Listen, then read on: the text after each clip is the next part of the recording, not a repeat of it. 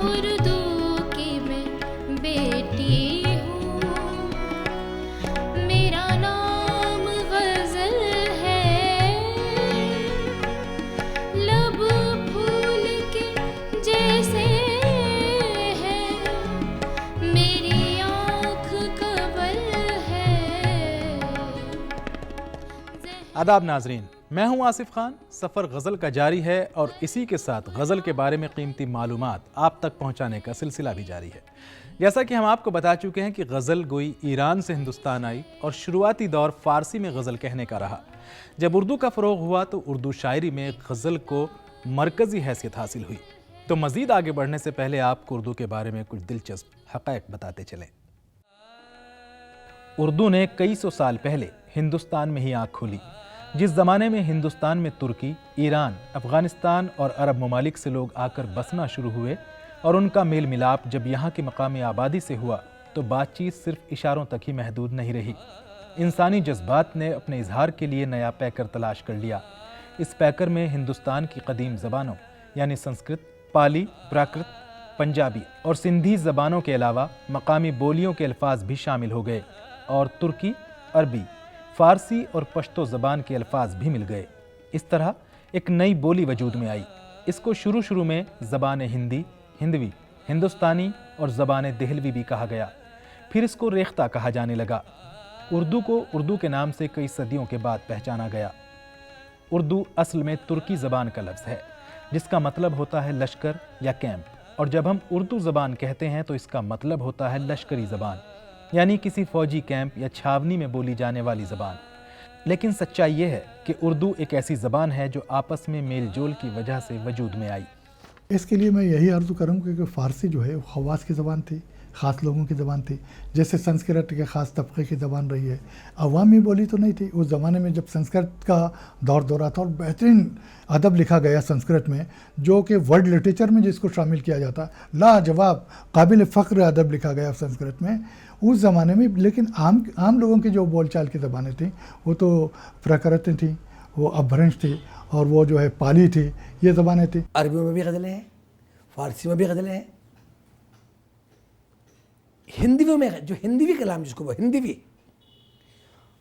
ना वो दक़ीक़ उर्दू ना वो दक़ीक़ हिंदी जो संस्कृत से निकली हो या वो उर्दू जो अरबी फ़ारसी से निकली हो, बल्कि हिंदवी खड़ी बोली ब्रिज भाषा से निकली है। उस ज़बान में गज़लियात कही गई हैं। हज़रत अमीर खुसरो ने गज़ल कही। गज़ल मीन्स एक बहर के साथ शायरी। आवाज़ की पटरी पर गज़ल दौड़ रही है, ये नहीं होना चाहिए। अल्फाज की पटरी पर गज़ल दौड़ रही है, मतलब लफ्ज़ों में खुद आहंग होना चाहिए। इसीलिए बड़े मुनासिबात से जोश को क्यों कहते हैं गज़ल का बादशाह, इसे कहते हैं कि जोश के सामने अल्फाज जो हैं वो हाथ बांध के खड़े रहते थे, कहते थे मुझे इस्तेमाल करो।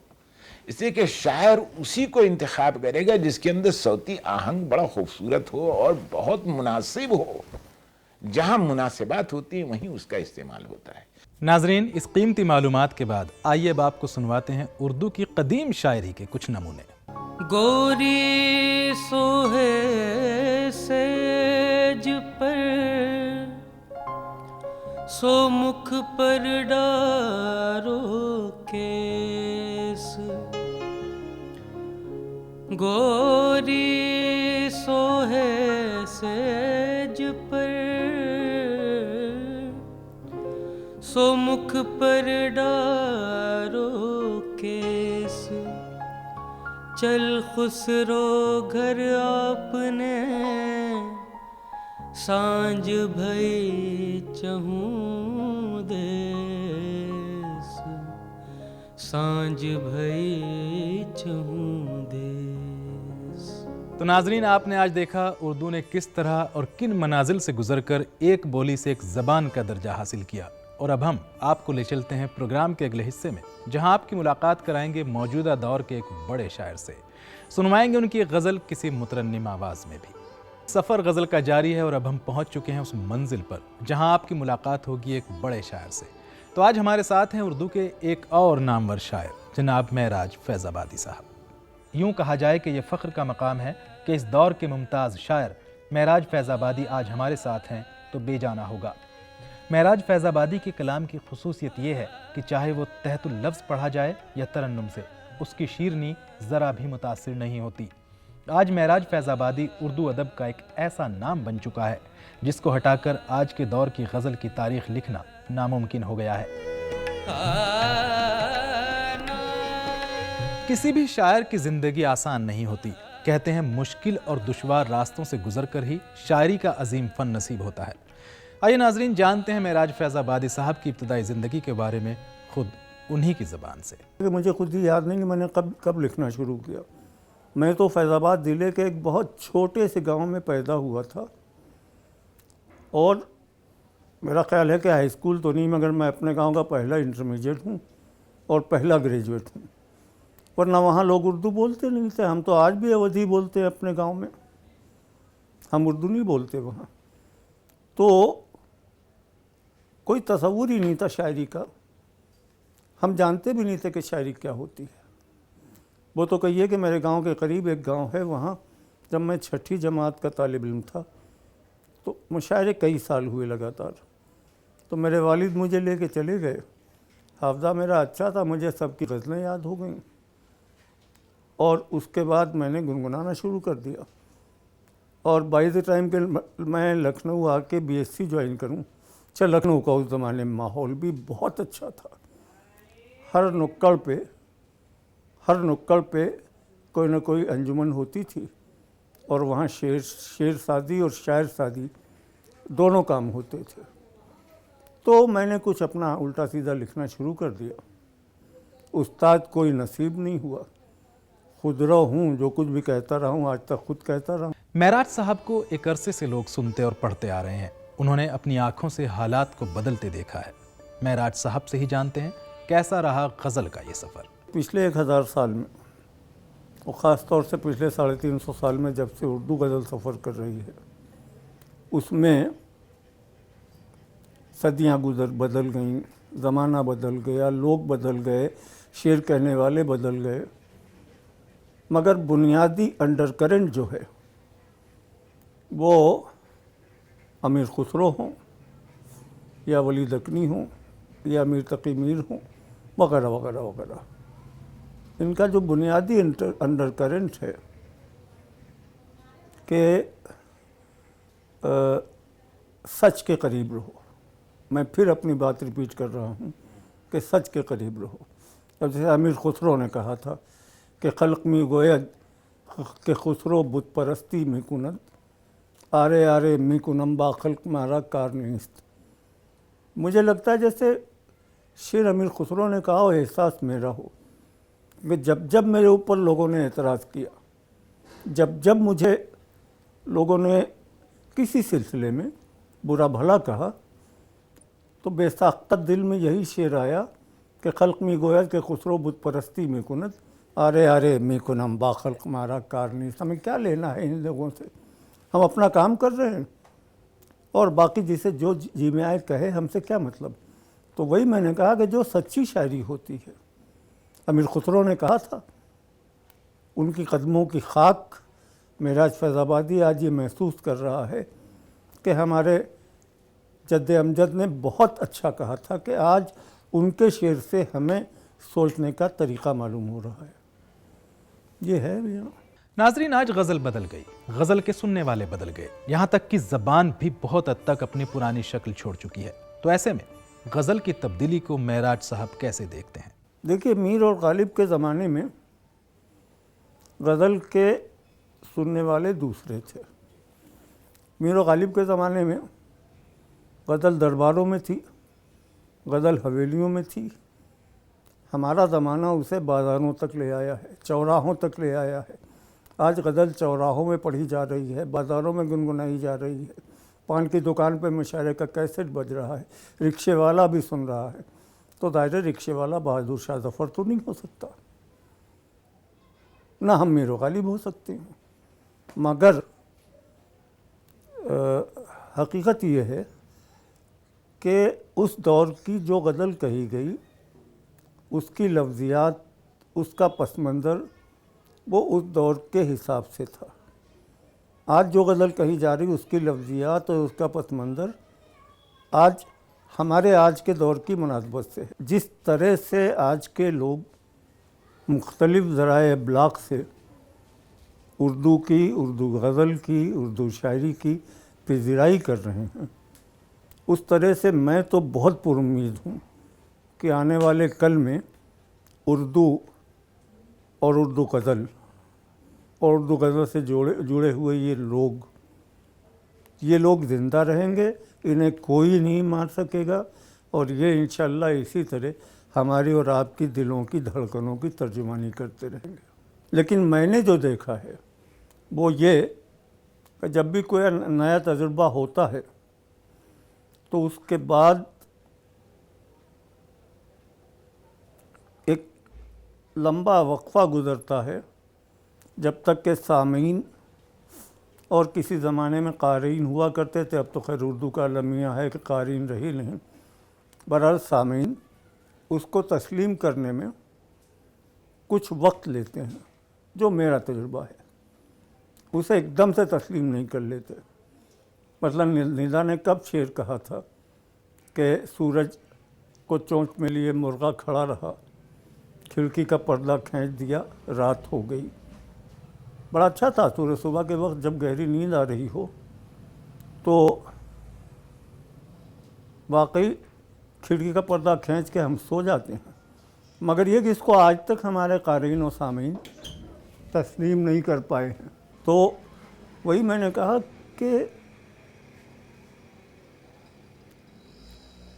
कारी को या सामे को हमारी गज़ल से हमाहंग होने के लिए थोड़ा वक्त चाहिए।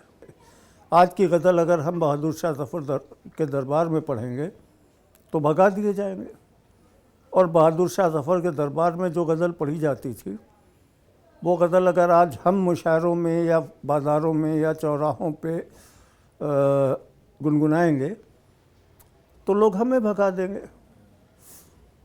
क्या बहादुर शाह ज़फ़र के दरबार में आखिरी यादगार मुशायरा जो हुआ था, एक शायर आए थे, गज़ल पढ़ी थी कि शमा भी, गुल भी है, बुलबुल भी है, परवाना भी, रात की रात ये सब कुछ है, सहर कुछ भी नहीं। ठीक है, बहुत अच्छा शेर है, लाजवाल शेर है, मगर ये कि आज आप जाके देखिए किसी भी महफिल में आप ये शेर पढ़ के देखिए, उसको तो छोड़िए कि मुद्दा उनका है अपने आलम तकरीर का, कागज़ी है पैरहान पे करे तस्वीर का, इसको तो समझने के लिए कुछ दिन पढ़ने की ज़रूरत पड़ेगी। मैं तो इसकी बात कर रहा हूँ जो शाह ज़फ़र के दरबार में गज़ल पढ़ी गई, इसको भी आज का आदमी नहीं तस्लीम करेगा।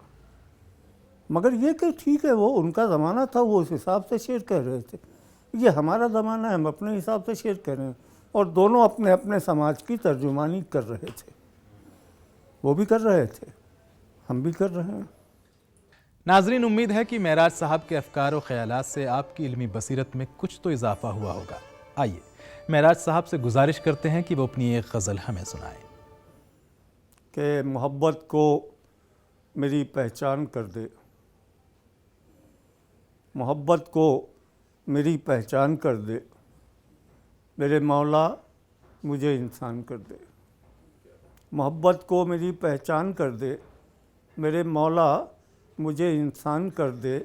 बहुत दिन से अकेला चल रहा हूँ, बहुत दिन से अकेला चल रहा हूँ, खुदावंदा सफ़र आसान कर दे, खुदावंदा सफ़र आसान कर दे।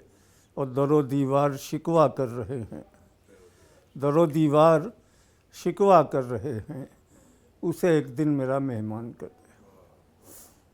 और शेर कहे मैंने इधर एक आध जगह पढ़े भी, मगर जैसा मैंने कहा कि हाफिज़ा इधर इतना ज़्यादा बीमारी की वजह से मुतासिर है कि कुछ याद वाद नहीं रहता। कोई किसी गज़ल का कोई देखिए एक शेर अगर याद आ जाए तो मैं अर्ज़ किए देता हूँ कि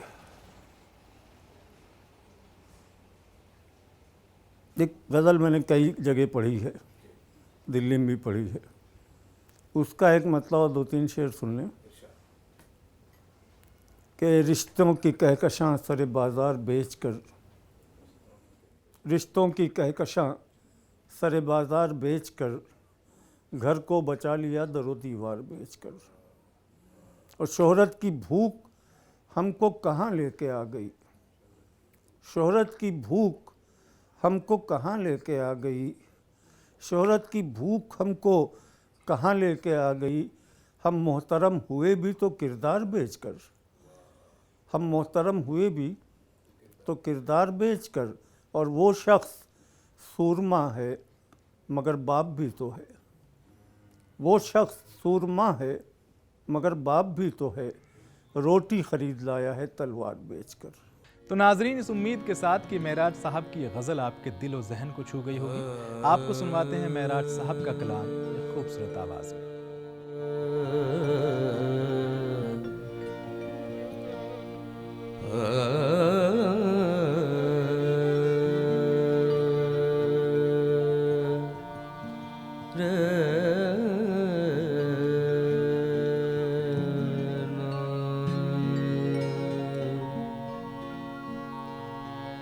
जिंदगी अपनी रफ़ाक़त का सिला मांगे है, जिंदगी अपनी रफ़ाक़त का सिला मांगे है। अब तो दिल तर के ताल्लुक़ की दुआ मांगे, जिंदगी अपनी रफ़ाक़त का सिला मांगे है।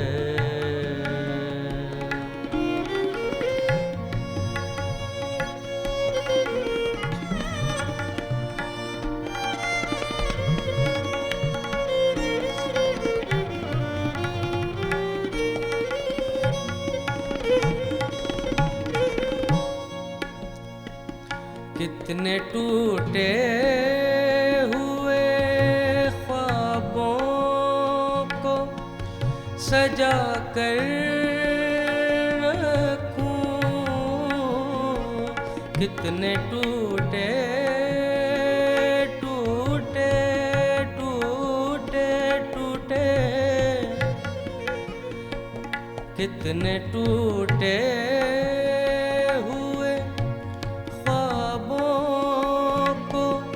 सजा कर रखूं।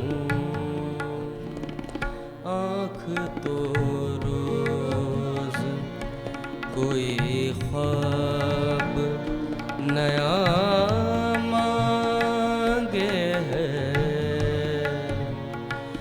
तो दिल तर के ताल्लुक़ की दुआ मांगे है, जिंदगी अपनी।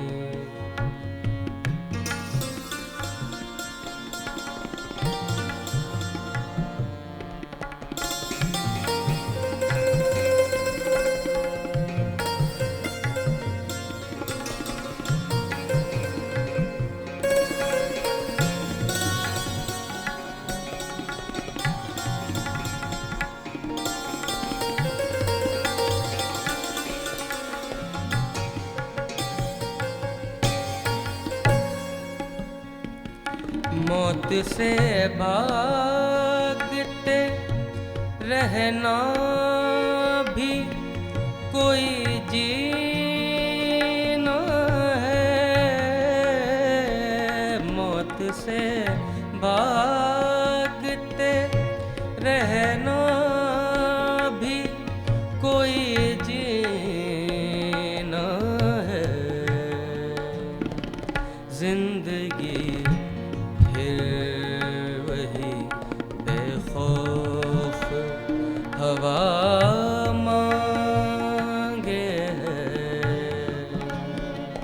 जिंदगी फिर वही बेखौफ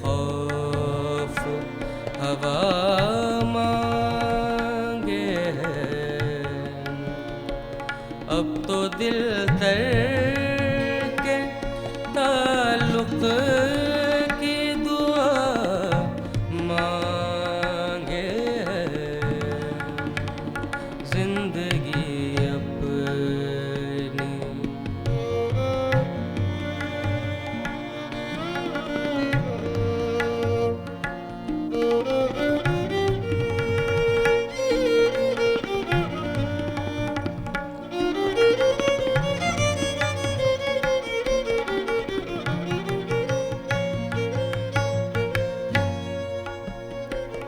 अब तो ये बार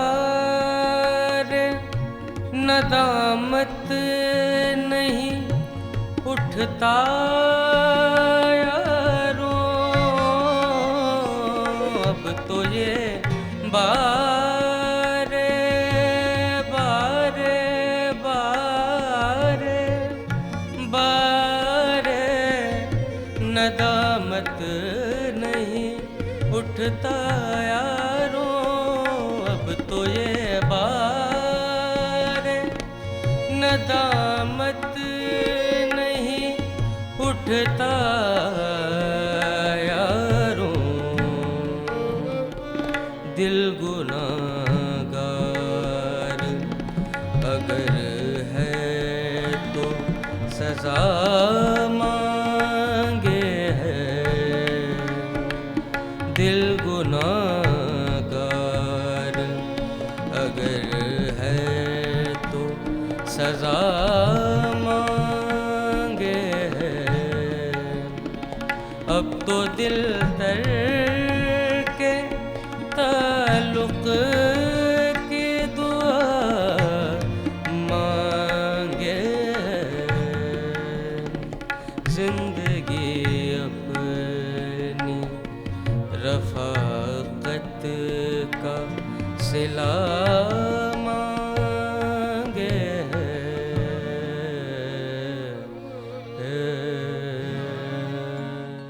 नाजरीन, ये था गज़ल के इर्तिक़ा पर मबनी हमारा एक और एपिसोड। उम्मीद है आपको पसंद आया होगा।